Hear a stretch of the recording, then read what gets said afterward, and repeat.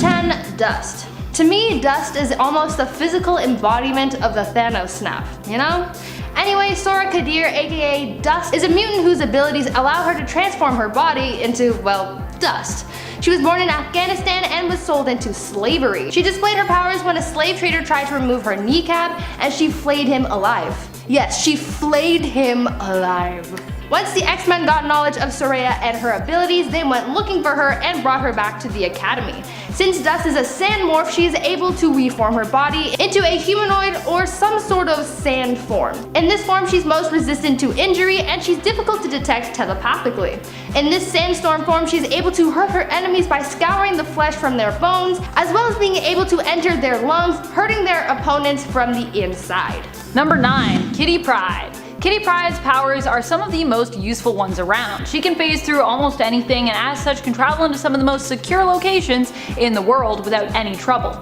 Not only that, but she can use her phasing abilities in a fight to become completely untouchable, phasing through her opponents or even making her opponents phase momentarily, only to become solid once again with something now lodged inside them. Kitty also received a power upgrade from an artifact known as the Black Vortex, which granted her more control over her powers while also increasing their strength to an extent. Number 8. Magik. Illyana Rasputin, aka Magik, is the younger sister of Colossus and she's got a pretty long list of abilities. She's able to teleport, she can levitate, she has the power of necromancy, she can absorb souls, she's a master swordsman, she possesses a soul sword, and she can astral project. She's got a large skill set, as you can tell. Illyana was trapped in Limbo after being kidnapped by Velasco. During her time in Limbo, this dimension's version of Storm taught Illyana how to use spells and magic, and the cat is the one who taught her how to be a master swordsman that she is today. She also learned dark magic from Chthon, and he's like one of the most powerful demons in the Marvel Universe, so you know she got a good education from him. In a way. At one point, Illyana was even able to extract a piece of her soul to create the soul sword, and she used this to take over Limbo. She then returned to Earth and later learned that she was able to cover her body in eldritch armor when she summons the soul sword. So not only is she a powerful sorcerer, but she also has magical armor to boot. Number 7. Selene. Selene is known for being a powerful energy vampire and is something we don't really talk often enough about on this channel. She was originally known in the comics for being the Black Queen of the Hellfire Club and is an ancient immortal. So how does she stay looking so young? By feeding on the psychic energy of others. But Selene isn't just a vampire, she is also known for her telepathic and telekinetic skills. She has also been shown to demonstrate other powers over the years, like pyrokinesis, and has dabbled in magic as well. Not only that, but the energy she consumes can also be used to reinforce her physical strength and speed. Number 6. Hope Summers. Basically, Hope Summers is mutant Jesus. Hope was the first mutant born after the decimation, the event where Scarlet Witch wiped out all but 198 mutants. When Hope was born, there was a hunt for her. Some believed that she was the mutant messiah, and others believed that she was some sort of antichrist. It was discovered that Hope had the ability to enhance, activate, and mimic the powers of others, and these powers came in handy when she was trusted with the task of going to look for other mutants that they called lights. When finding these other mutants, Hope was able to calm them, stabilize their powers, and even awaken their abilities. On top of all this, it was also revealed that Hope was the new Phoenix, but this force was so unstable and unpredictable, Hope and Scarlet Witch joined forces, said no more Phoenix, and the Phoenix Force just dispersed around the world, giving birth to new mutants and restoring the mutant population. So not only is Hope able to influence the X genes of the lights, she was also strong enough to become the new host of the Phoenix Force, and then have the power to disperse it around the globe. She's OP. That's just my take on it. She's OP. Number 5. Emma Frost. On the flip side of the coin from Selene, who we talked about earlier, we have Emma Frost, the White Queen. Emma is also known for being a very powerful telepath, and while she might not be as versatile as Selene, she doesn't need to feed on psychic energy like Selene does. Emma Frost is often referred to as the White Queen from her time as being a part of the Hellfire Club as well. She was the White Queen. See what I'm saying? Emma started out originally as a villain in the comics but didn't stay one for long, eventually reforming and even joining the X-Men team. She's an adept teacher and leader in addition to her powers. She's not only an immensely skilled telepath, but also possesses her diamond form, which makes her almost indestructible in battle. Almost. Number 4. Rogue. Rogue is the adopted daughter of Mystique, so you already know that if Mystique likes her, there's gotta be something special about her. We covered this in our last collab together, but Mystique isn't really the best mom, so for her to willingly take on the responsibility of being a mom, it's gotta be for a good reason. She's given away too many kids already. Rogue is another super powerful mutant. She has the ability to absorb the life forces, abilities, personality, and other physical characteristics of others through touch. She also had superhuman strength during the period of time that she had absorbed Carol Danvers' powers and personality within her. Now just think about how OP that is. Not only does Rogue have the ability to take the powers of others, but in certain scenarios she's also able to tap into the stolen abilities and use them against her opponent. This happened a lot while she had Carol Danvers still inside her, because not only was she able to tap into her abilities, but Carol was also able to take over Rogue's body in a way when Rogue was unconscious or under a lot of stress. So that's pretty powerful if you ask me. Also, a little side fact for you. Mystique would have actually been Rogue's biological mom if the character's creator Chris Claremont hadn't left Marvel in 1991. So there you go. Number 3. Storm. Storm is referred to as a goddess for a good reason. She is a mighty hero who wields influential power over the elements. While this doesn't seem to be a power that Thor often reaches for in the comics, despite also possessing that, Storm does not shy away from using her mutant gifts against her enemy. When fighting Storm, you'll want to watch out, as it is easy for her to call down a bolt of lightning to strike you at any point. As a child, she also possessed a fear of small spaces, known as claustrophobia. In the past, when this fear has been evoked, like when Doom encased her in a form-fitting metal shell, Storm has also been shown to tap into the full potential of her powers, creating storms massive enough to envelop the whole planet. Number 2. Rachel Summers. One of the most powerful and often underrated mutants of all is Rachel Summers. Rachel is the daughter of Scott Summers and Jean Grey from an alternate timeline. She was born with a small part of the Phoenix within her. Instead of her mother perishing after the X-Men's clash with the Shi'ar, Jean lived and married Scott. Together they had Rachel, and because this version of Jean was still bonded with the Phoenix Force at the time, a part of the cosmic entity lives on in Rachel. Aside from her connection to the Phoenix Force, which grants her awesome powers, enhancing both her telekinetic and telepathic powers as well, Rachel also possesses the ability of time manipulation. Her time manipulation powers are complex and can be useful in a variety of ways, such as when we see her use them in 2020's X Factor in issue 1, to chrono-skip through the time of an object belonging to North Star's sister, Aurora, in order to track her down and investigate her death. Number 1. Jean Grey.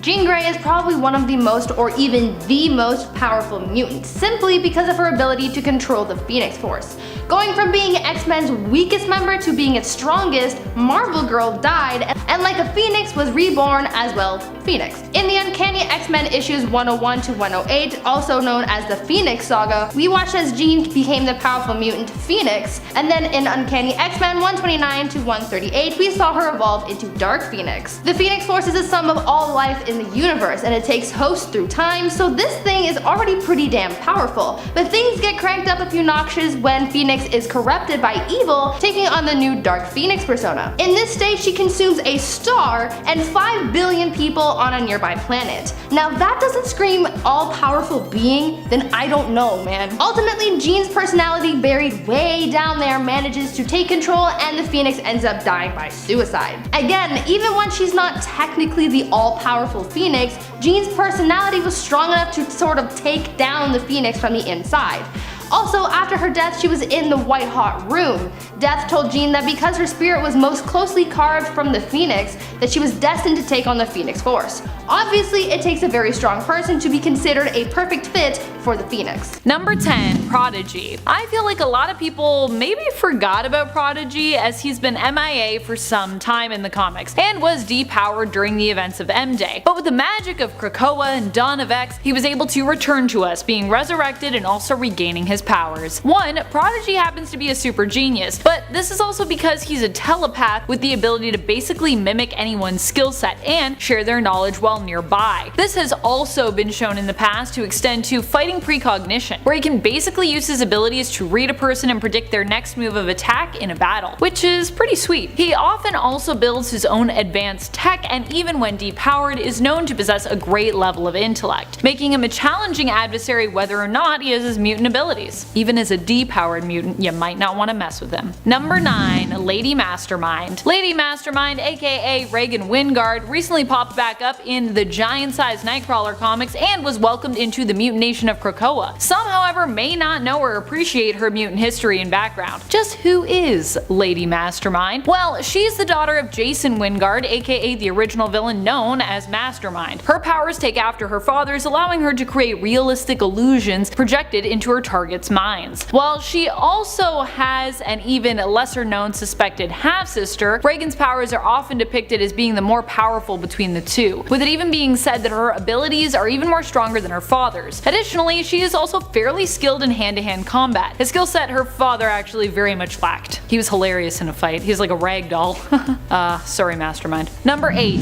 Gentle. Gentle is a mutant with the abilities of super strength. I know, very hilarious considering his name. He can grant himself immediate muscle mass that basically allows him to change size and increase his strength when needed. It is yet unknown just how strong Gentle can make himself, and he is also known for being someone who could potentially even take on the Hulk, although he is more of a pacifist, hence his name. Gentle's real name is Nezno Abidemi. I hope I'm saying that right. Nezno Abidemi. I'm sorry if I'm saying it wrong. It's a hard one to say. He was raised in Wakanda, but always felt like an outsider because his father was Russian. When his mutant abilities surfaced, it was actually Aurora Monroe Storm, who was queen at the time in Wakanda, who encouraged him to be sent to the Xavier Institute so he could learn how to better control his powers. His vibranium tattoos are also meant to help him to control those powers. Also, vibranium tattoos are super cool, but I think they're also super painful to get, so maybe don't get them. You can't, because it's not a real substance, but still. Number 7. Egg. Fabio Medina might not seem like a powerful mutant based on his ability, but since his rise to the supremely important mutant group known as the Five on Krakoa, he can be considered one of the most important and powerful mutants around. When he combines his powers with that of the Five, he has control over life and death. Originally, the bouncy gold balls that he shot forth from his chest were believed to be nothing special, but it was later revealed that these balls were actually infertile eggs, which could be used in the process of resurrecting new mutants. Number 6. Tempus. Eva Bell is another member of the Five. She has actually appeared in less issues than Egg, if you can believe it, despite the fact that she has a pretty neat power set, and it's been neat since the beginning, which allows her to time travel. Tempus, as she used to be known, was able to control the passage of time in a specific pocket of space. She could also slow time in a current space that she also inhabited, either slowing time around her or creating time bubbles to manipulate time in that bubble, where she could speed it up or slow it down. The only challenge for her has been losing control of her powers, which can cause them to behave unpredictably. Still, controlling time is a pretty impressive and powerful ability to have. Number 5. Empath. Manuel de la Rocha made his first appearance in the original New Mutant series, where he was part of Emma Frost's team known as the Hellions. He's recently reappeared in the newest Hellion series from 2020 and proves just how powerful, but also how sadistic he can be. Empath's power is, you guessed it, empathy, and he can use this power to not only sense others' emotions, but also to control them, in effect manipulating others into doing whatever he wishes them to do. His influence can be subtle, such that someone might not even realize they're being manipulated by him, or it can be more forceful, turning his victims into complete husks of their former selves and bending them fully to his will. Number 4.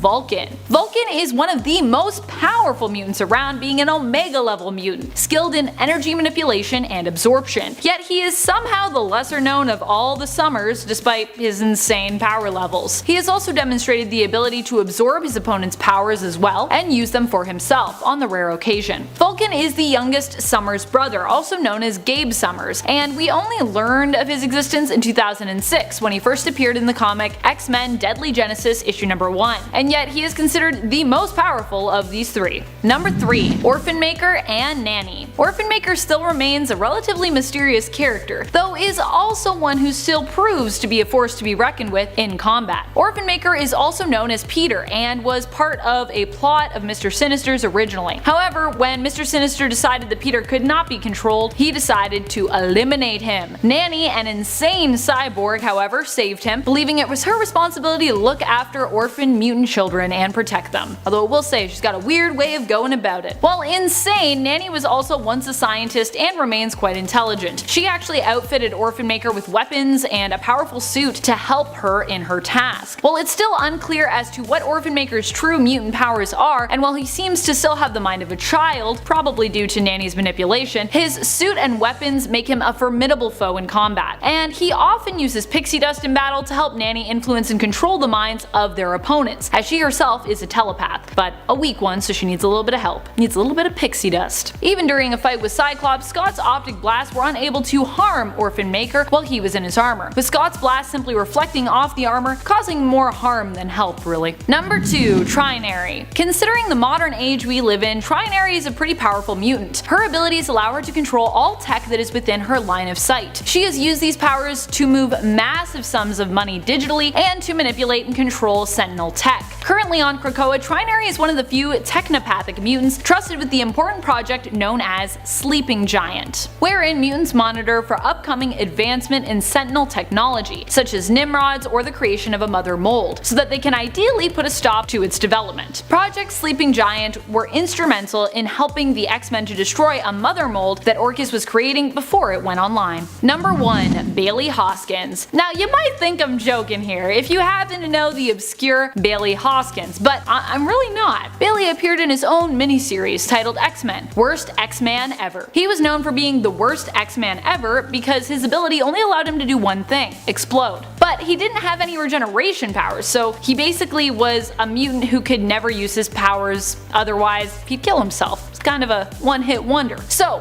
how is that powerful? Well, it's also implied in the series that when he does choose to sacrifice himself and blow up the villain of the story, that he makes it possible for Earth 616 to come into existence. So without him, we wouldn't have the main Marvel continuity that we know and love today, potentially. If saving the entire continuity from becoming a dystopian future isn't powerful, then I don't know what is.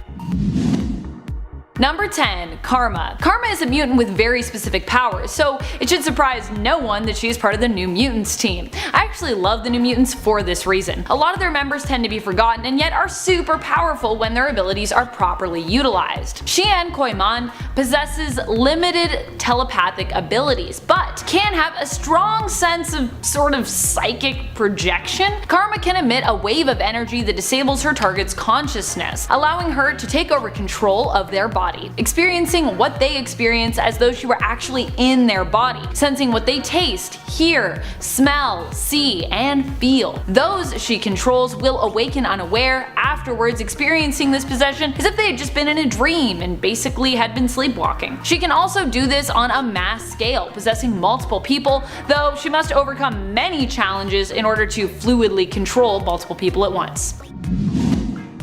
Number 9. HIJACK. HIJACK is David Bond, a technopath mutant who can use his abilities to telepathically control any vehicle. He's used his powers to control massive sentinels and even control an entire helicarrier. The rule seems to be if you can steer it, fly it, or drive it, HIJACK can control it. Although it has been implied that the vehicle in question likely needs to have some kind of mechanical makeup, so sailboats are probably not something Bond could manipulate, unless you had a sailboat that also had an engine, which I think is a thing now. I don't think all sailboats are just sails. Still, in a world where we are surrounded by tech and tons of engine-powered vehicles, David Bond's abilities are pretty powerful. Alas, he has only appeared in less than 50 issues of comics. Someone tell me, where is David Bond now? Where is he on Krakoa? Is he there? I want to see him.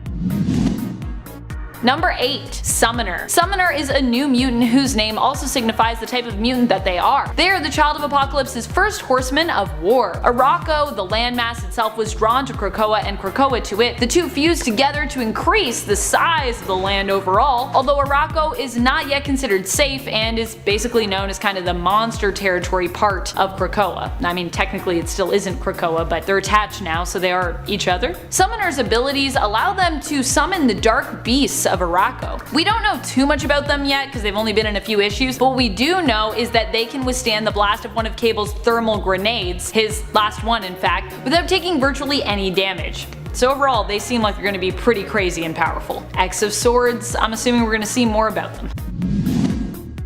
Number 7. Dust. Dust is Soraya Kadir. She was enslaved as a child but freed by the X-Men. Originally, she did not want to reveal herself to the mutants and hid herself by turning into scattered sand. When Jean Grey sensed her presence and encouraged Soraya to reveal and introduce herself, she did so by referring to herself as Turab, which is Arabic for dust. She can turn herself into dust and manipulate her body to move at high speeds, causing her to become a deadly sandstorm to her enemies. As sand particles, she can also enter the bodies of other people, causing internal damage. Dust is also resistant to magic and telepathic manipulation or detection while in her sand form. Dust is another person that I feel like we never see enough of in the comics. Someone bring back Dust. Number 6. Layla Miller. Layla's abilities, skills, and powers tend to be pretty specific, which means that she might not inherently seem powerful to readers. Layla has been shown to be able to reanimate beings, heal wounds, and appears to be immune to reality warping. She also has a lot of knowledge about her own future life and the events surrounding it, as she spent time in the future and then returned and uploaded all she had learned into her younger self when she returned to that Layla's present, which I guess was technically her past. Her vast knowledge often comes in handy and is what helped the mutants to figure out who was really after the baby mutant Messiah during the events of Messiah Complex. Her own knowledge has also technically helped her in gaining the knowledge that she has needed to have in order to gain it, if that makes any sense. Timey-wimey stuff. Number 5. Maxime and Manon. Maxime and Manon are twin siblings born to mutant parents. Their powers as such manifested when they were younger than most. They haven't been in a ton of comics, most about probably 11 issues, but they have been shown to be pretty deadly and powerful even as children, both in Extermination and recently in the newest run of New Mutants. Maxime can influence others' emotions, while Manon can alter someone's memories, or recall their memories past. When combined, their powers actually allow them to manipulate the minds of others to the point that they can easily control them, shaping their victims into whatever they like them to be and making them do whatever they want. In issues 3 and 4 of New Mutants, both Maxime and Manon were captured along with Armor, Glob, Angel Salvador, Beak, and the couple's children, but managed to escape. Manon and Maxime helped to free the rest of the group by distracting their captives, manipulating one of them into killing the other. Number 4. Mirage. You might not recognize her mutant name, but if you've seen the New Mutants film, or you are familiar with the New Mutants at all, Mirage will be someone that you maybe know. Mirage is actually Daniel Moonstar. Standard X-Men fans may be less familiar with Dani, but she has also been one of the X-Men, and she is known for her affiliation with the New Mutants crew and all the female defenders who are also known as Valkyrie. Dani herself became a Valkyrie when the New Mutants were kidnapped by Amora the Enchantress and taken to Asgard, so she doesn't just have her mutant power of illusion creation and telepathy, which originally she could only use to recreate the fear of others, but she also has some of the powers granted to Valkyries. Oh, and she can make cool psionic arrows too. Number 3. Strong Guy. Strong Guy has similar powers to another mutant we talked about on part 1 of this list. His abilities allow him to use kinetic energy to augment his strength, increasing it. However, he cannot hold the energy for long, as it could severely harm him, distort his physical form, or even kill him. Still, even with the rule that he must expel any absorbed energy within less than 2 minutes of absorption, he is pretty powerful, using his powers to safely lift up to around 100 tons. Strong Guy's real name is Guido Carosella, and he first appeared in the original New Mutant series in issue 29.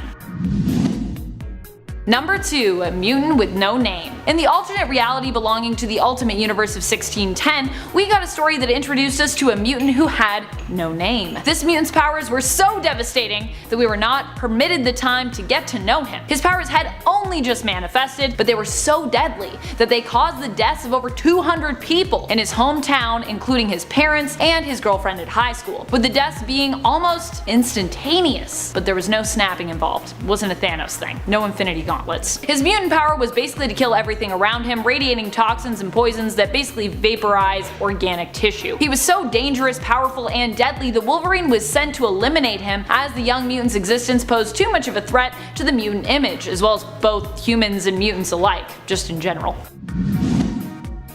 Number 1. Matthew Malloy. Matthew Malloy is one of the strongest, most random mutants who now belongs to the alternate timeline of Earth 14923 because he was just too powerful to basically continue to exist. Like many of the most epic mutants, he had reality warping powers and was additionally considered Omega level in terms of his ability. Matthew's powers unfortunately were often tied to his emotions, which proved problematic and often resulted in massively destructive outbursts of energy. In the end, Tempus traveled back in time and, with help from Professor X of the past, was able to prevent Matthew's parents from ever meeting, meaning that he was never born.